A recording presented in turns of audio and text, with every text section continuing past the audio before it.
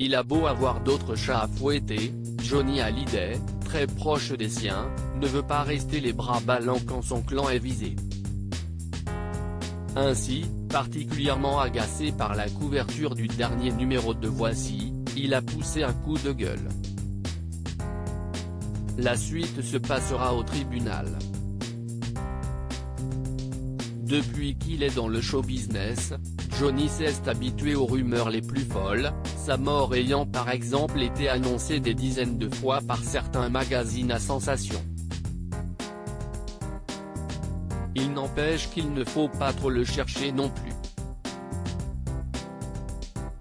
Alors que Voici affirme que sa femme Laetitia Hallyday et sa fille aînée Laura Smith, issue de sa précédente union avec Natalie Baye, dont il est resté proche, seraient en guerre au point que son clan se déchire, il a tenu à taper du poing sur la table.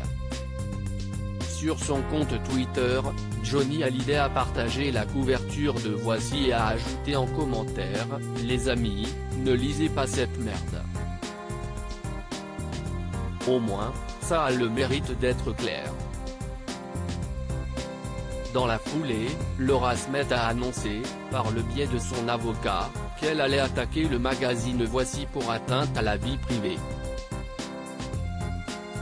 Les informations mensongères et particulièrement malveillantes à l'égard de Laura Smith contenues dans le N-1546 du magazine Voici, publié à des fins mercantiles, témoignent d'une rare volonté de nuire et d'une indécence lamentable, a déclaré Maître Hervé Temim dans un communiqué.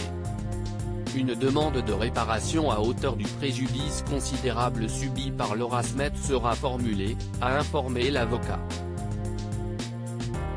Cette supposée mésentente est surprenante puisque les deux femmes se voient régulièrement depuis des années et encore plus depuis que Johnny est traité à Los Angeles pour un cancer des poumons. Le chanteur, qui a récemment fêté ses 74 ans, anniversaire auquel tous ses enfants assistaient dans la joie et la bonne humeur, a tenu parole en assurant les représentations de la tournée Vieille Canaille, actuellement un peu partout en France. Le spectacle fera notamment escale à Paris les 24 et 25 juin. D'ailleurs, le show du 24 sera retransmis en direct par RTL et TF1.